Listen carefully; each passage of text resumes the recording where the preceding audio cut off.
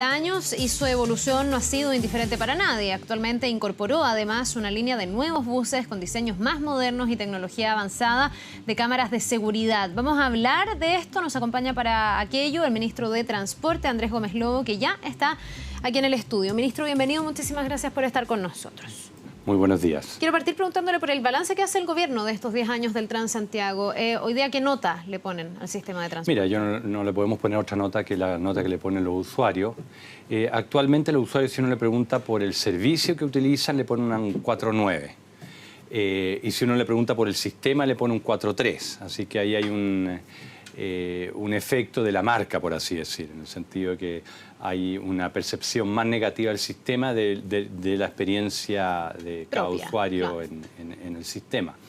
Y, por cierto, yo diría dos cosas importantes. Uno, los problemas que tenemos ahora son muy distintos que hace 10 años. No tenemos el colapso que vimos en el 2007, pero tenemos problemas distintos y nuevos. Particularmente me preocupa mucho el problema de la evasión. Y también el problema de la congestión, porque no siempre hay conciencia de que algunos de los problemas que enfrentamos en el transporte público no tienen que ver con el sistema propiamente tal, sino con la congestión. Lo que más pide la gente es rapidez, que salga un paradero y venga una micro rápida y después lo lleve a su destino en forma muy rápida. Eso es lo principal de un sistema de transporte. Por eso el metro es muy valorado, porque uno se mueve rápido en la ciudad, uno tiene la confiabilidad de cuándo va a venir el próximo tren, y eso es lo que tenemos que lograr en superficie. Pero cuando tenemos congestión creciente por los vehículos privados, ¿no es cierto?, los buses van más lentos y eso deteriora la calidad de servicio. Así que ahora, yo creo que uno de los grandes desafíos es eso. ¿Cuánto margen queda para llegar a cumplir la promesa? Porque por más que esa nota ha ido mejorando, todavía estar por bajo un 5, o sea, 4.9, 4.3, una nota ahí nomás, en el medio, sí, digamos, que ha ido subiendo, insisto, pero que no se condice con la promesa del Transantiago. El Transantiago fue una promesa de calidad de vida, finalmente, donde uno iba a saber a qué hora pasaba el bus, donde uno iba a ir más cómodo que antes, donde supuestamente ibas a hacer menos viajes, pero la gente en el fondo se fue topando en el camino con que parte de estas promesas no se cumplían, sí, y todavía hay parte de esa promesa que no se cumple. Efectivamente, pero dos comentarios. Uno es que tenemos una diversidad también de notas respecto a los distintos operadores. O sea, hay operadores que operan mucho mejor que otros, que tienen una valoración por sobre el 5 de parte de los usuarios, y otros que tienen una valoración más baja. O sea, también tenemos dispersión en el sistema. Uno no puede hablar de que todo es malo o todo es bueno. Tenemos servicios que son buenos, que son valorados, tenemos servicios que no operan tan bien. Entonces, también es importante que el promedio esconde que hay servicios que son bastante buenos y la gente lo valora como tal, y otros no tanto. Entonces, eso es importante considerar. Y la otra cosa es que este es un proceso constante. O sea, uno nunca llega a un sistema de transporte y decir, ya está, tenemos todo listo, ¿no es cierto? No hay desafío. Si uno mira en el mundo, constantemente en Washington, por ejemplo, están teniendo problemas muy serios con el metro. En Londres tienen problemas crecientes de congestión y problemas con su sistema de transporte. O sea, esto es una batalla constante de ir mejorando el sistema de transporte. Yo creo que hay dos cosas que van a cambiar mucho en los próximos años en Santiago, este año en particular. En primer lugar, vamos a tener un nuevo tren de cercanía que va de Nos a Estación Central, que es como tener una nueva línea de metro. Va a ser muy rápida para la gente. Y vamos a tener dos nuevas líneas de metro, la línea 6 que empieza a operar el segundo semestre de este año y la línea 3 el próximo año. Así que después tenemos las extensiones que anunció la presidenta Quilicura del metro, tenemos las extensiones también de la línea 2 hacia el Bosque con San Bernardo. Entonces hay infraestructura que se está haciendo, tenemos los corredores que se van a inaugurar este año, todo lo cual está destinado a que las personas puedan movilizarse en forma rápida, en forma confiable y también con alta calidad de servicio como el metro y los trenes. Así que hay cambios que se vienen, pero es una tarea constante. Todos los gobiernos van a tener que tener un plan para ir constantemente mejorando el sistema de transporte. Ahora, evidentemente ha ido mejorando y en el camino se han ido modificando cosas que a lo mejor en un primer momento no funcionaron tan bien y vienen más mejoras. Ya le voy a estar preguntando por estos nuevos buses del Transantiago. Pero también uno se pregunta pregunta, ¿a qué costo? Porque el Transantiago finalmente es un sistema que está subsidiado, que además del alto subsidio que le entrega el Estado, tiene que generar estos recursos espejo para las regiones. Por lo tanto, el gastadero de plata del Transantiago ha sido importante. Yo no lo llamaría gastadero de plata, yo le diría una inversión. Me va a decir usted. Sí, pero ya, esa inversión se condice con la nota que le están poniendo las personas. Mire, a ver, ¿por qué tiene un subsidio el Transantiago y no tenía el sistema anterior? El sistema anterior era un sistema barato, pero habían subsidios escondidos, por así decirlo. Cuando tú tenías un conductor que trabajaba 15 o 16 horas diarias, eso es como un subsidio que estaba pagando el conductor al sistema.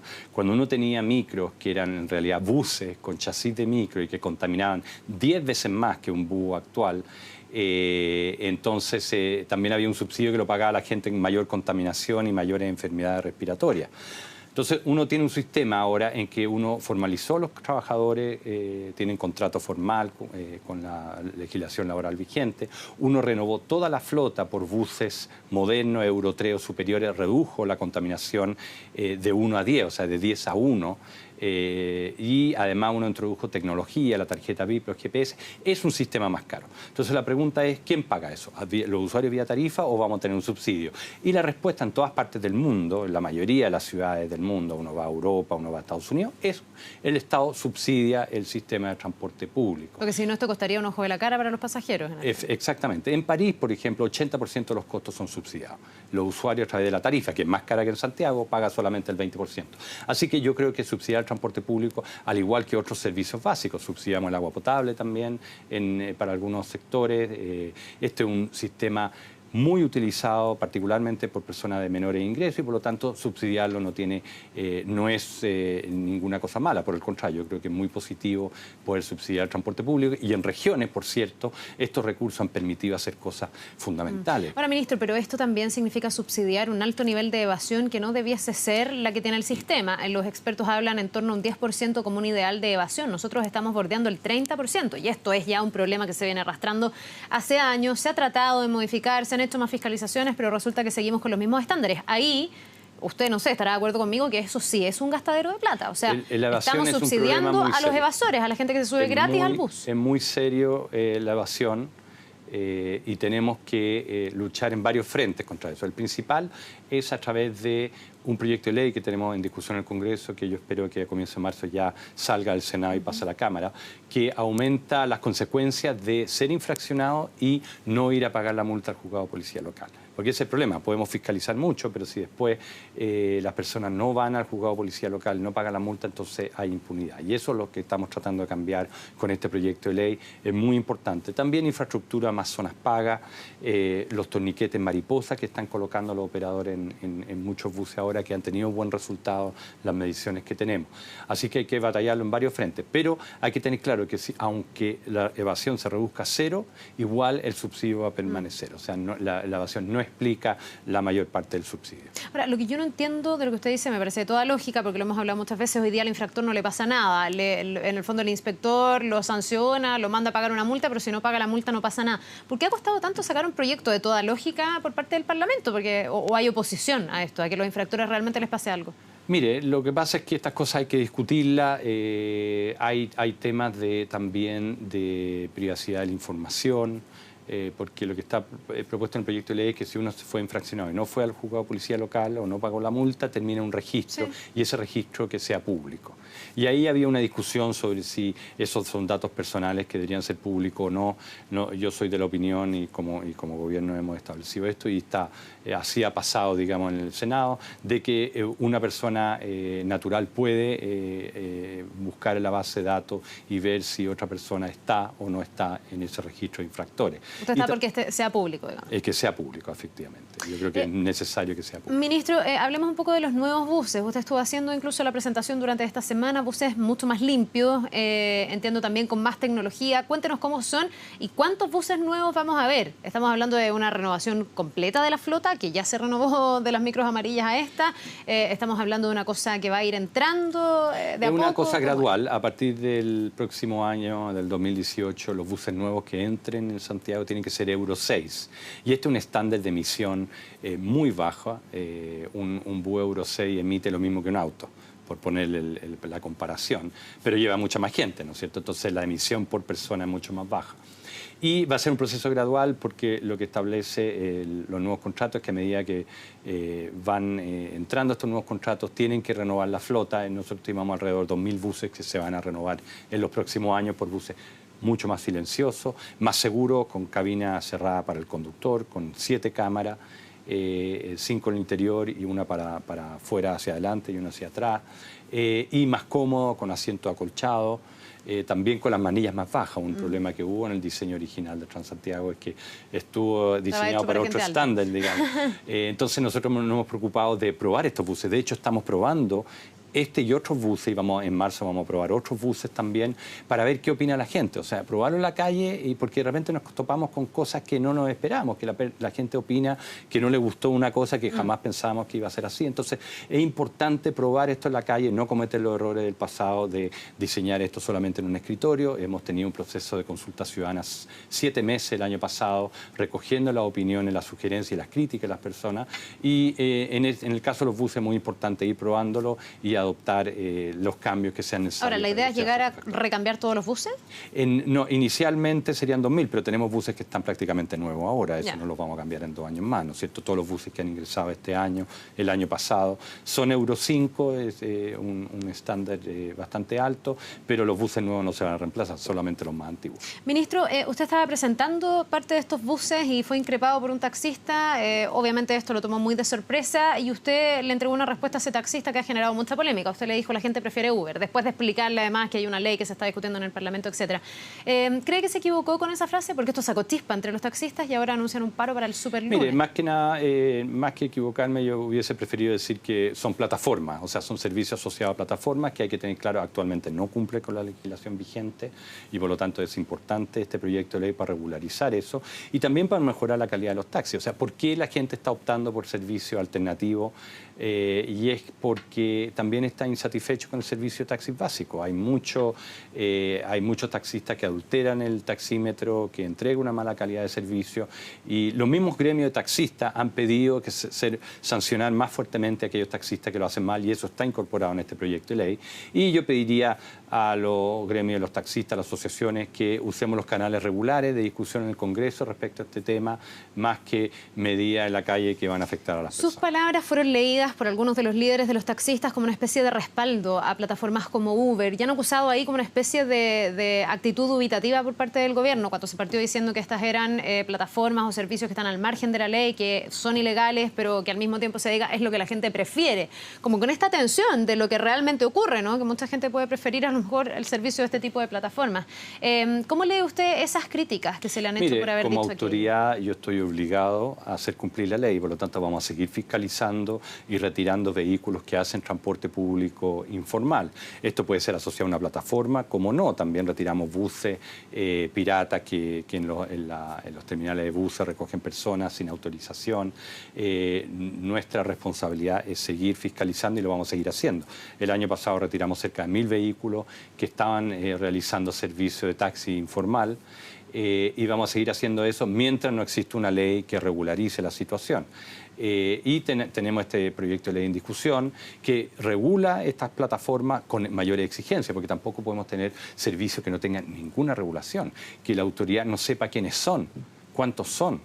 Que no exista ninguna exigencia en cuanto al tipo de conductor que sean, que son, al vehículo, digamos. Eso es necesario y así lo demuestra la experiencia internacional. Y también mejorar la calidad de los taxis básicos también es fundamental. Entonces tenemos un proyecto de ley que creemos equilibrado, que nos da un camino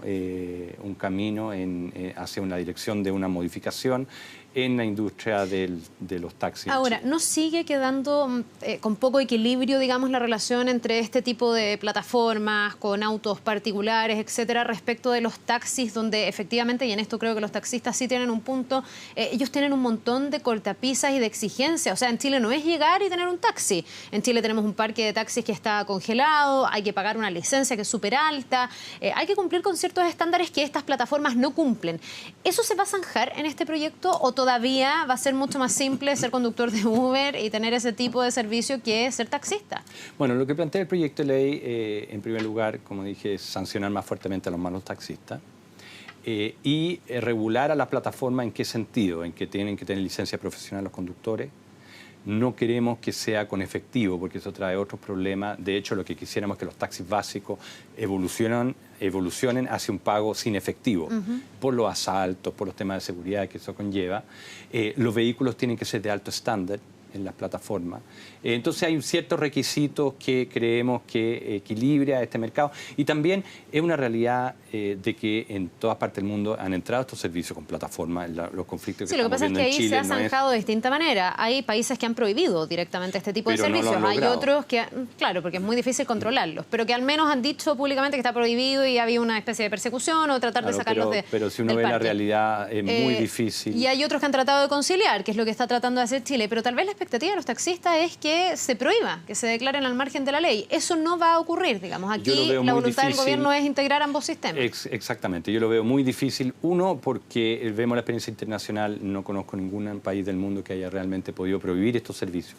Y dos, porque la gente efectivamente, ¿no es cierto?, ve en estos servicios una mejoría respecto a lo que tenían antes y también eso es importante, digamos. Entonces tenemos que más bien regularlo, buscar también el interés público en cuanto a que no generen congestión, que tenga algún grado de regulación de la información para problemas de seguridad, o sea, que la autoridad sepa quiénes son, qué vehículos son, quiénes son las personas que están realizando estos servicios, por si hay cualquier problema. Actualmente hemos tenido denuncias en estos servicios de personas que han sido asaltadas, han tenido incluso asaltos sexuales y no sabemos quiénes son, no sabemos. Ahora, un proyecto de ley realmente se va a traducir en que el gobierno, el Estado, las instituciones que tengan que fiscalizar esto cuenten con esa información, porque también me pregunto hasta qué punto va a ser fiscalizable, como hoy día es que si hay sucede. una ley, actualmente, por ejemplo, con una plataforma no podemos hacer nada sin un dictamen judicial.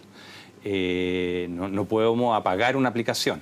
Con esta ley, al estar regulado, ya existen facultades mucho mayores para una aplicación que funciona al margen de la ley, entonces uno puede tomar medidas. Ahora, ¿cómo se resuelve todo el aspecto tributario, todo lo que significa tener un servicio que se entrega formalmente, que es parte de lo que alegan los taxistas? ¿Y qué pasa también con externalidades negativas que puede haber? Si, por ejemplo, el parque de taxis se congeló, yo entiendo que una de las razones era para evitar la congestión, las externalidades negativas. Bueno, pero en este caso, ¿se puede acotar de alguna manera, por ejemplo, la cantidad de vehículos que han ido subiendo un montón? Ahí hemos mirado la experiencia internacional. Por ejemplo, en Sao Paulo lo que han hecho es dar una bolsa de kilómetros a las plataformas. Entonces ellos solamente pueden andar hasta un cierto número de kilómetros y le cobran un impuesto, digamos, un pago por kilómetro, al igual que en México, que tiene un pago por kilómetro a los servicios asociados a esta plataforma. Entiendo que esto está incorporado en el proyecto de ley. Exactamente, pero con una cosa muy importante, que el pago sea función de la congestión y de la zona donde transita, o sea, de noche un pago cero, ¿no es cierto?, porque no hay congestión, pero en hora punta, en un día laboral, sea muy alto para desincentivar que existan muchos autos dando vuelta, que es uno de los problemas de estas plataformas. Si uno ve la experiencia de Londres, donde han regularizado los servicios de plataforma, el problema que tienen es que han entrado 50.000 vehículos y están generando problemas serios de congestión. Por lo tanto, los taxis básicos tenemos el congelamiento como herramienta para controlar la congestión. En el caso de las plataformas queremos usar un sistema más moderno, que es un cobro por kilómetro transitado, dependiendo del horario del día y la zona, para controlar la congestión. Ministro, ¿qué le diría usted a los taxistas que van a hacer esta manifestación que se espera sea bastante adherida, ¿no?, dentro de sus distintas organizaciones para un día tan exigente como el 6 de marzo, que va a ser un super lunes donde yo diría la gente que usemos vuelve los canales que tenemos abiertos de conversación y de diálogo, que lo hemos tenido en estos meses, a raíz del proyecto de ley, y que utilicemos los canales que existen en el Congreso para debatir el proyecto de ley, más que medidas de presión en la calle que van a afectar al final a los usuarios y a las personas. Ahora, ¿no se puede acelerar un poquito el tranco? Pregunto esto porque mientras dure todo este debate vamos a seguir con estas manifestaciones que obviamente generan trastornos en el día en la ciudad, y al final, en esta discusión, lo que está de fondo, ¿no?, es la calidad del servicio. Y obviamente cuando tenemos manifestaciones por distintas razones, para la gente se pone mucho más complejo. La gente es como el jamón del sándwich, que la gente no tiene, digamos, culpa en esta disputa. No se puede apurar el tranco cuando ese proyecto de ley estaría listo. Nosotros queremos tramitar lo antes posible el proyecto de ley, pero hay que considerar que este es un tema polémico, que hay que escuchar a los distintos actores, y yo estoy seguro que los parlamentarios van a querer escuchar a los actores, digamos, afectados en la tramitación de este proyecto. Pero mi intención es que la segunda semana de marzo, en la Comisión de Transporte de la Cámara se vote en general el proyecto y comencemos la discusión en particular. Así que como gobierno estamos interesados en acelerar lo máximo la tramitación, pero hay que respetar también los plazos de los parlamentarios y de los actores que necesariamente van a querer opinar sobre este proyecto. ¿No hay una meta específica, un plazo autoimpuesto de cuándo esto ya debería ser una ley? Eso es muy difícil porque el Parlamento es un espacio de discusión, de debate. No es simplemente un buzón en que uno lleva una ley y la aprueba, ¿no es cierto? Particularmente en un tema que es polémico, que es complejo, yo creo que hay que respetar los plazos que exige el Congreso para debatir en profundidad un proyecto como este. Ahora, usted me dice, ha habido canales abiertos de diálogo. ¿Eso es así? ¿Cuánto están participando también los taxistas? Y las aplicaciones. Yo no sé qué voluntad tienen ellos de ser regulados, porque también hoy día están en el mundo ideal las aplicaciones. Nosotros hemos tenido conversaciones con todas las asociaciones taxistas si bien obviamente hay cosas en el proyecto de ley que no les gusta, que preferirían que fuera distinto, en balance yo creo que ellos consideran que el proyecto de ley tiene cosas positivas para su gremio y el servicio que ellos prestan. Así que hemos tenido conversaciones con ellos a lo largo de todo del año pasado y esperamos seguir manteniendo estas conversaciones con las distintas asociaciones. ¿Y con los representantes de las aplicaciones también? Porque no sé cuánta voluntad hay de dejarse regular cuando hoy día con esta desregulación resulta ser como un negocio redondo. Mire, en el Congreso, en el Senado, hubo una mesa, varios meses, en que invitaron a todos los actores a discutir este tema, donde se invitaron a los representantes de estas aplicaciones, también a los taxis básicos, a las asociaciones de taxis básicos y taxi colectivo académico. Y fruto de eso tenemos un expediente muy grande respecto a la discusión en esa mesa que dirigió el senador Mata en el Senado. Y es un insumo importante que sirvió en el desarrollo del proyecto de ley. Así que tenemos canales de conversación con todos los interesados y el espacio de debate de este tema es el Congreso.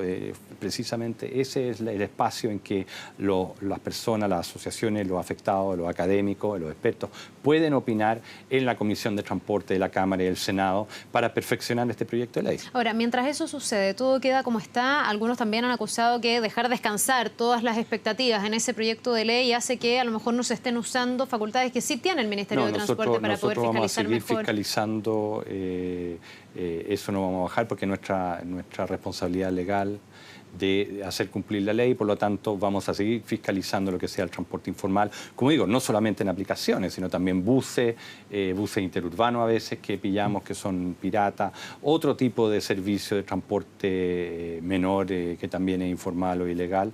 Nosotros vamos a seguir fiscalizando mientras la ley establezca, digamos, que hay servicios que están al margen de la ley. ¿Y esas fiscalizaciones hasta ahora han sido exitosas, ministro? Porque uno se pregunta primero cuál es la capacidad fiscalizadora y segundo, cómo se logra fiscalizar algo que es difícil de comprobar, porque en realidad hoy día no hay nada que te haga darte cuenta evidentemente de que ese auto es un Uber, un Cabify o de estas aplicaciones. Reconozco que no es simple la fiscalización. Requieres encontrar al vehículo en el momento, digamos, en que está tomando un pasajero, y eso tiene dificultades. Pero el año pasado hemos retirado 1000 vehículos asociados a estas plataformas que van al corral municipal, la multa, digamos, considerando la infracción, más sacar el vehículo del corral es cerca de $1 millón de pesos. Así que es una multa bastante alta y vamos a seguir haciendo todo lo que nos permite la ley, las facultades que tenemos para seguir fiscalizando mientras no se apruebe el proyecto de ley. Ministro, para finalizar, ¿usted sigue pensando, tal como lo dijo, que la gente prefiere Uber? La gente prefiere, efectivamente eso lo estamos viendo, la gente prefiere servicios asociados a plataformas. Eso no quiere decir que yo lo sancione, sigue siendo un servicio informal. Es como decir, la gente también compra en comercio informal. Lo que pasa es que desde Easy Taxi decían, ¿de dónde saca el ministro que la gente prefiere Uber? Bueno, el número de usuarios que hemos tenido, aunque no tenemos datos certero, ya que la autoridad no tiene información, demuestra que hay gente que está optando por servicios alternativos y es una realidad que hay que reconocer. Bien, pues vamos a ver cómo se concilia, porque es cierto, estas aplicaciones llegaron, es como parte del futuro también y hay que conciliarlo con la legislación vigente que obviamente ha generado tensión y se ha dado este choque. Ministro, gracias, que le vaya muy bien. Muchas gracias. Que tenga una buena jornada, nos vemos.